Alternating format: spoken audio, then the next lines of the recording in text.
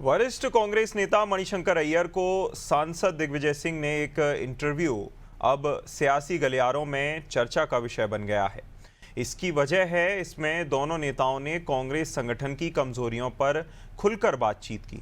दिग्विजय सिंह ने साफ कहा कि बीजेपी और आरएसएस का एजेंडा या उनकी रणनीति बिल्कुल साफ है, जबकि कांग्रेस में इसकी कमी है, उसका एजेंडा ही साफ नहीं है। दोनों नेताओं ने कांग्रेस पर लगने वाले तुष्टीकरण के आरोपों पर भी बातचीत की और कहा कि इसकी परवाह किए बिना कांग्रेस को मुसलमानों का साथ देना चाहिए कि हिंदू नाराज हो जाएगा।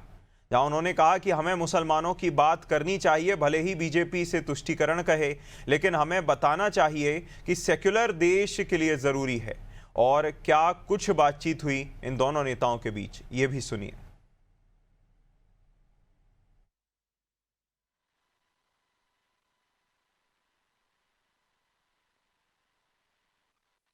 भारतीय जनता पार्टी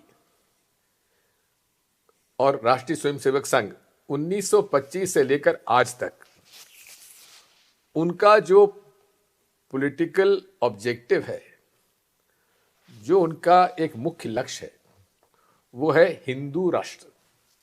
और उसमें वो कहीं कंफ्यूजन नहीं है। जो पॉलिटिकल क्लैरिटी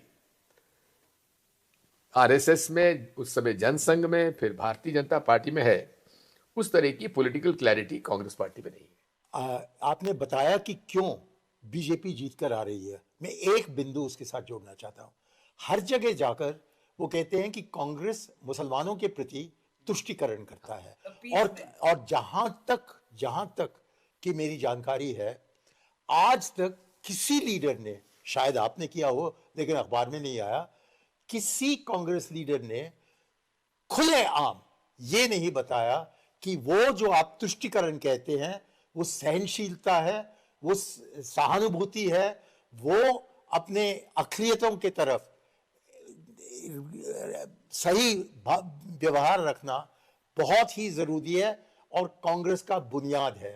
पूरी लीडरशिप को हिम्मत लेकर मुसलमानों के तरफ ये कहना चाहिए कि आपके हिफाजत के लिए, आपके हिफाज के लिए कांग्रेस ही मौजूद है। और राहुल गांधी से लेकर मुझ तक या कोई भी कार्यकर्ता हो, यही कहना चाहिए कि ये दुष्ट लोग हैं, ये हिंदू राष्ट्र चलाना चाहते हैं।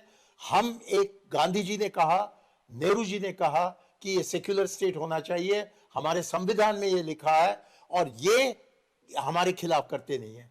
आज भी देखिए कि नवराने के बाद में political leadership of the BJP is anti national. ये हम कहने को तैयार नहीं है, क्योंकि क्या जाने हिंदू नाराज हो जाएगा।